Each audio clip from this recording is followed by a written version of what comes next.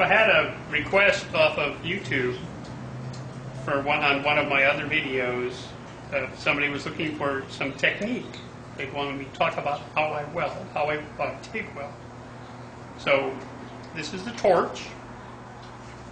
This is the tungsten that you see in the end of it right there. This is where the arc actually happens.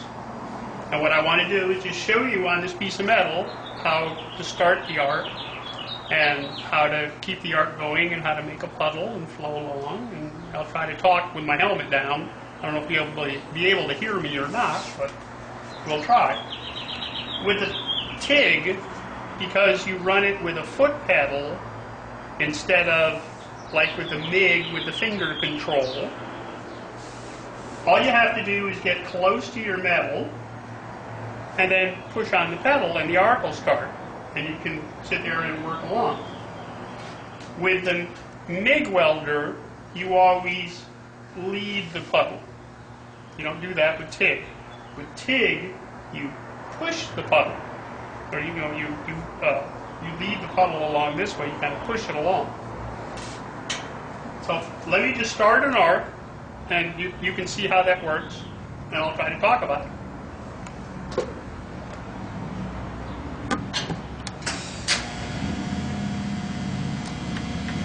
You can see right there that I don't really have a lot of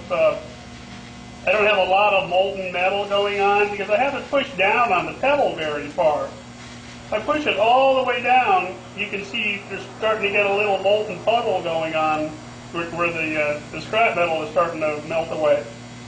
So as I bring my rod in, and I can go right to the edge of that puddle, and as I'm working along with my torch, I just start to melt that rod at the same time, where I can start to bead weld going along. It's a very slow process compared to MIG welding. Takes a little bit of hand-eye coordination, and you just have to remember, slow down. Just go easy, just work along. And then just lift up on the pedal, and the arc goes away. So let me get another piece of scrap, and I'll weld the two of them together, and you can see how I would do that.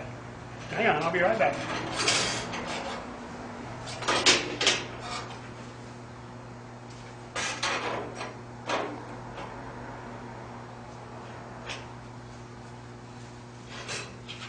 Put my glasses on. Glasses actually help with TIG to let you see the weld a little bit closer so you can be a little cleaner, a little neater with it. That, and I'm going blind. Turn it this way just a little. Okay, here we go again.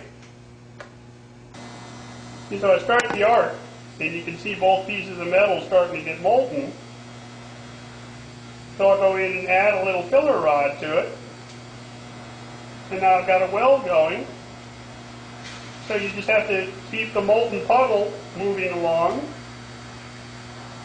Try not to burn through.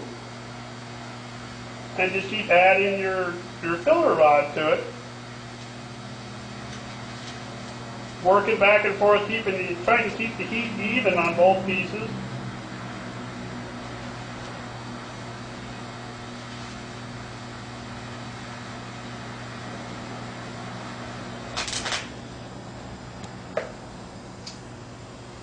And that's kind of how you do it.